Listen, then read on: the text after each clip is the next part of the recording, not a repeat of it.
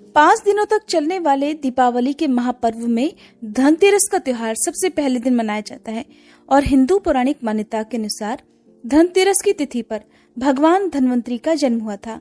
भगवान धन्वंतरी को आयुर्वेद और अच्छी सेहत के देवता के रूप में पूजा जाता है। दिवाली पर धनतेरस के दिन भगवान धन्वंतरी की पूजा करने से जीवन में सुख, समृद्धि, ऐश्वर्य और अच्छी सेहत का आशीर्वाद प्राप्त होता है। साथ ही इस दिन खरीदारी करना भी बहुत शुभ माना जाता है। धनतेरस के दिन हर तरह के शुभ कार्य प्रारंभ किए जा सकते हैं। इस दिन विशेष रूप से सोना और चांदी के आभूषण, नए बर्तन आदि खरीदे जाते हैं। धनतेरस के दिन इस प्रकार की विशेष चीजें खरीदने पर माँ लक्ष्मी जी का आशीर्वाद मिलता है। ऐसी मान्यता है कि धनतेरस के दिन हम जिस भी वस्तु की खरीदारी करके लाते हैं उसमें 13 गुना की वृद्धि होती है। इसलिए आपको ध्यान रखना है कि कोई भी ऐसी गलती ना करें, ऐसी वस्तु खरीद कर ना लाएं जिससे कि अशुभता आ जाए। तो धनतेरस के दिन ये चीजें कौन सी हैं, खासकर मैं आज की वीडियो में आपको बताऊंगी कि आपको इन 13 विशेष चीजों में से आपको कुछ न कुछ वस्तुएं खरीदनी ही चाहिए। अगर आप ये सभी 13 वस्तुएं ना खरीद पाए तो इनमें से जो भी आपकी सामर्थ्य हो वो वस्तु आप घर पर खरीद कर ला सकते हैं। धनतेरस के दिन माँ लक्ष्मी जी, कुबेर देवता और धन्वंतरी भगवान की पूजा करने से घर हमेशा धन, धान्य, सुख, सुविधा और वैभव से भरा रहता है। धनतेरस के दिन जो लोग सोने चांदी से बने हुए आभूषण या सोना चांदी ना खरीद पाए उन्हें भी इस दिन कुछ चीजें अवश्य ही खरीदनी चाहिए। सबसे पहली वस्तु है नई झाड़ू। धनतेरस के दिन नई झाड़ू खरीदना बहुत शुभ माना जाता है। झाड़ू को माँ लक्ष्मी जी का प्रतीक माना जाता है और ऐसा माना जाता है कि नई झाड़ू से धनतेरस के दिन पहले पूजा करके फिर उसका प्रयोग करने से घर की सारी नकारात्मक ऊर्जा दूर हो जाती है और घर में सुख, समृद्धि का वास हो जाता है। अगर हो सके, सामर्थ हो तो धनतेरस के दिन एक झाड़ू का गुप्त दान करना चाहिए। इसे आप मंदिर में, किसी चौराहे पर या ऐसी जगह पर जहां से कोई भी जरूरतमंद व्यक्ति इस झाड़ू को उठा कर ले जाए वहां पर आपको रख देना चाहिए। दूसरी वस्तु है साबुत धनिया। धनतेरस के दिन आप कुछ लेकर आए या ना आए, साबुत धनिया तो हर कोई ला सकता है।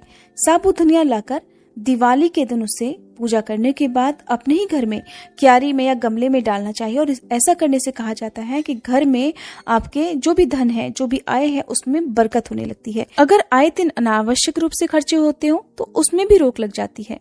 इस दिन नमक भी खरीद कर लानी चाहिए। नमक अगर आप डली वाला लाते हैं तो और भी शुभ है, लेकिन आजकल डली वाला नमक मिलना हर जगह पॉसिबल नहीं होता है। तो आप जो भी नमक आपको मिल पाता हो वो नमक आप इस दिन घर पर लेकर आए। धनतेरस से लेकर दीपावली के अगले दिन गोवर्धन और भाई दूज तक आप इसी नमक का प्रयोग करें और इन 5 दिनों तक लगातार आपको नमक का पोछा भी घर में लगाना चाहिए। ऐसा करने से एक तो दरिद्रता दूर हो जाती है और घर से नकारात्मक ऊर्जा भी दूर हो जाती है। चौथी वस्तु जो आपको घर पर लानी चाहिए वो है गोमती चक्र। कहते हैं कि जिस घर में गोमती चक्र होता है वहां सुख, सौभाग्य और समृद्धि की वृद्धि होती है। गोमती चक्र घर पर रखने से वास्तु दोष भी दूर हो जाता है। और अगर घर परिवार में किसी भी सदस्य में आत्मविश्वास की कमी हो तो धनतेरस के दिन गोमती चक्र लाकर उनके हाथ से पूजा करवाकर फिर बाद में आपको इन गोमती चक्र को अपने मंदिर में या फिर धन रखने के स्थान पर आपको रख देना चाहिए। ऐसा करने से जो भी संबंधित परेशानी है वो दूर हो जाती है। आपको ये सारी वस्तुएं मार्केट में पूजा वाली दुकान में बहुत आसानी से मिल जाएंगी। 5वीं वस्तु है कौड़ियाँ। कौड़ियाँ आपको सफेद, भूरी, पीली या चितकबरी मिल जाएंगी, लेकिन आपको जो कौड़ियाँ लानी है वो या तो सफेद लेकर आए या फिर पीले रंग की कौड़ियाँ लेकर आए।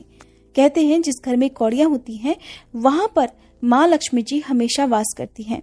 कौड़ियाँ माँ लक्ष्मी जी को आकर्षित करती हैं, इसलिए आज के दिन आप 5, 7, 11 या 13 कौड़ियाँ लाकर आप चाहे तो धनतेरस की शाम को या फिर दीपावली की रात को इनकी पूजा करके रोली, अक्षत, कुमकुम अर्पित करके फिर एक लाल कपड़े में बांधकर आपको अपने घर में जहां पर भी आप धन रखते हैं वहां रख देना चाहिए।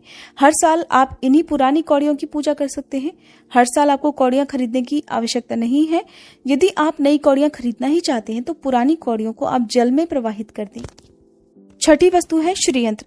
श्रीयंत्र खरीदते समय देख लीजिएगा कि उस पर सभी चिन्ह, सभी जो भी निशान होते हैं वो अच्छे से अंकित होने चाहिए। श्रीयंत्र जिस घर में होता है, नियमित रूप से श्रीयंत्र की पूजा जिस घर में होती है वहां पर भी कभी धन का अभाव नहीं रहता। श्रीयंत्र की उत्पत्ति को लेकर धार्मिक पुराणों में एक उल्लेख मिलता है कि एक बार महालक्ष्मी जी अप्रसन्न होकर पृथ्वी से वैकुंठ लोक चली गई। माता के रुष्ट हो जाने से धरती पर बहुत सारी समस्याएं प्रकट हो गई। ब्राह्मण और महाजन बिना लक्ष्मी जी के निर्धन हो गए। तब ब्राह्मणों में श्रेष्ठ वशिष्ठ मुनि ने निश्चय किया कि मैं लक्ष्मी जी को प्रसन्न कर पृथ्वी पर वापस ले आऊंगा। जब मुनि वशिष्ठ वैकुंठ में जाकर माँ लक्ष्मी जी से मिले तो उन्हें पता चला कि माँ लक्ष्मी जी तो अप्रसन्न है और वह किसी भी स्थिति में पृथ्वी पर आने को तैयार नहीं है। तब वशिष्ठ जी ने वहीं पर बैठकर भगवान विष्णु की आराधना शुरू कर दी। नारायण ने प्रसन्न होकर मुनि वशिष्ठ को अपने दर्शन दिए। वशिष्ठ जी ने श्री हरि विष्णु से कहा कि हम पृथ्वी पर बिना लक्ष्मी जी के बहुत दुखी हैं। हमारे सारे आश्रम उजड़ गए, धरती पर वैभव खत्म होने वाला है। ये सुनकर भगवान विष्णु वशिष्ठ मुनि को साथ लेकर माँ लक्ष्मी जी के पास गए और उन्हें मनाने की कोशिश की, लेकिन फिर भी माँ लक्ष्मी जी नहीं मानी। तब उन्होंने कहा कि मैं किसी भी स्थिति में पृथ्वी पर वापस जाने को तैयार ही नहीं हूँ। जब चारों दिशाओं में माँ लक्ष्मी जी के पृथ्वी पर वापस न आने की बात फैल गई, तब देवताओं के गुरु बृहस्पति जी ने एक युक्ति सुझाई। उन्होंने कहा कि अब श्री यंत्र साधना ही एकमात्र उपाय बचा है जिससे माँ लक्ष्मी जी को धरती पर आना ही पड़ेगा। गुरु बृहस्पति जी के निर्देशों से श्री हरि ने धातु पर श्री यंत्र का निर्माण किया और उसे मंत्र सिद्ध प्राण प्रतिष्ठा युक्त करते हुए दीपावली के 2 दिन पूर्व धन त्रयोदशी को श्री यंत्र पर स्थापित करके विधि विधान से उसका पूजन किया। पूजन समाप्त होते होते माता लक्ष्मी जी को वहां आना ही पड़ा और वे बोली कि मैं किसी भी स्थिति में यहाँ आने के लिए तैयार नहीं थी, ये मेरा प्रण था, परंतु बृहस्पति जी की युक्ति से मुझे आना ही पड़ा। श्री यंत्र मेरा आधार है और इसी में मेरी आत्मा भी बसती है। यही कारण है कि धनतेरस के दिन श्री यंत्र खरीदना चाहिए और अपने घर में स्थापित करना चाहिए। 7वीं वस्तु है 7 मुखी रुद्राक्ष की माला या फिर 7 मुखी रुद्राक्ष।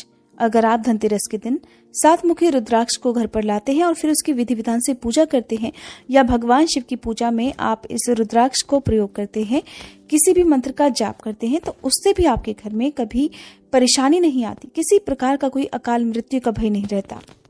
क्योंकि दीपावली दियों का त्योहार होता है और इस दिन अपने घर में अपनी सामर्थ्य के अनुसार दीपक जलाए जाते हैं।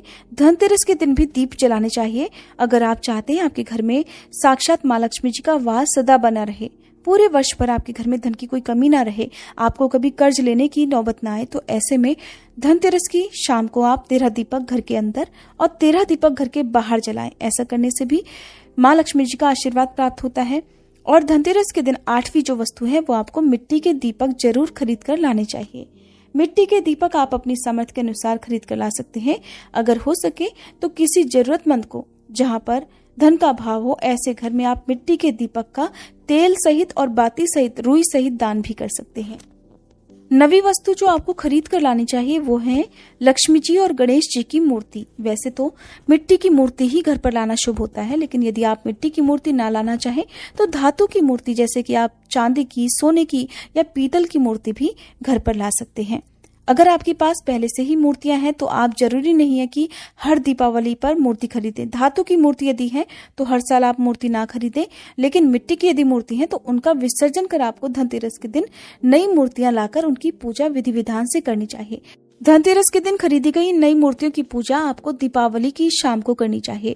धनतेरस के दिन आप भगवान गणेश और माँ लक्ष्मी जी की जो मूर्ति खरीदें वो खरीदते समय ये ध्यान रखें कि दोनों मूर्ति अलग अलग होनी चाहिए और दोनों ही मूर्ति में भगवान गणेश और लक्ष्मी जी बैठी हुई मुद्रा में हो।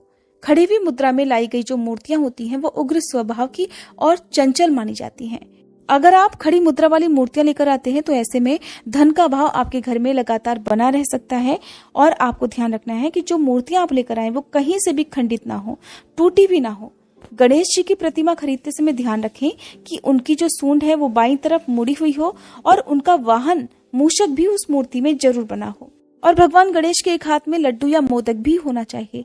और माँ लक्ष्मी जी की जो मूर्ति है वो कमल के फूल पर विराजित होनी चाहिए और उनके हाथ में सिक्के हों या फिर सिक्के गिरने वाली अवस्था में हो।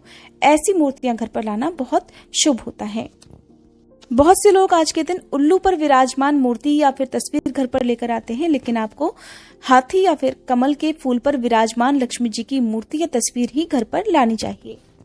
कभी भी प्लास्टिक ऑफ पेरिस, जिसे पीओपी कहते हैं, प्लास्टिक की मूर्तियां इस दिन नहीं खरीदनी चाहिए और ना ही पूजा में उनका प्रयोग करना चाहिए। आप केवल मिट्टी की या फिर धातु की मूर्तियां ही लेकर आएं। अष्ट धातु की मूर्ति भी आप ला सकते हैं।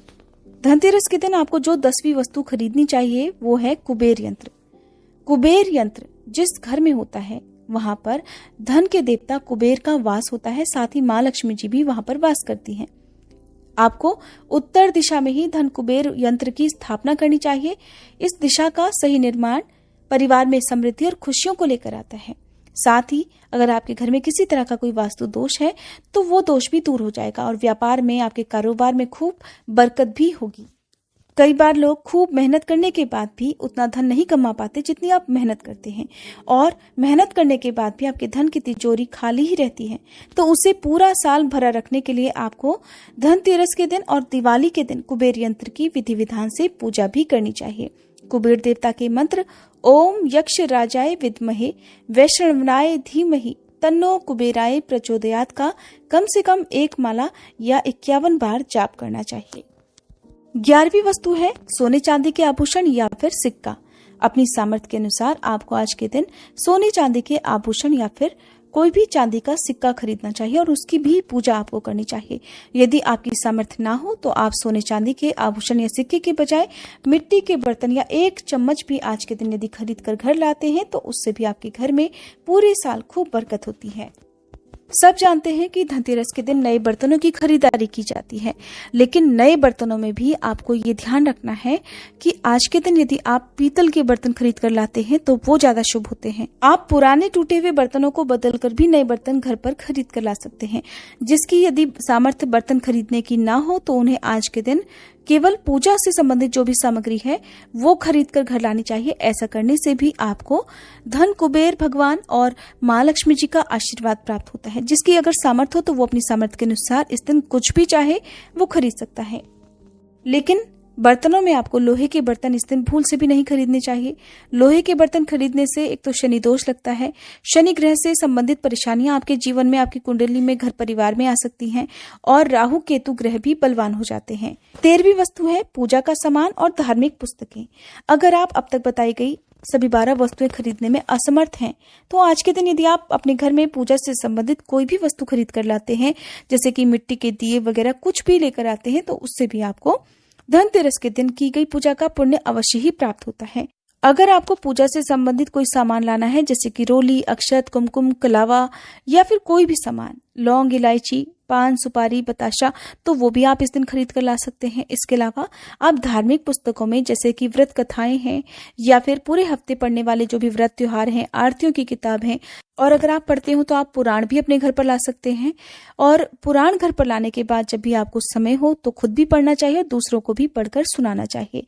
ये सारी वस्तुएं यदि आप इनमें से कुछ भी या सारी वस्तुएं भी खरीद कर लाते हैं तो उससे कहा जाता है कि आपके घर में पूरे वर्ष माँ लक्ष्मी जी की कृपा बनी रहती है। घर में कभी भी आपको कर्ज लेने की स्थिति नहीं आएगी। आप जितना भी कमाएंगे उसमें आपको 13 गुना की वृद्धि मिलेगी। ये जानकारी अगर आपको पसंद आई हो तो वीडियो को लाइक करके हमारे चैनल को सब्सक्राइब जरूर कीजिएगा।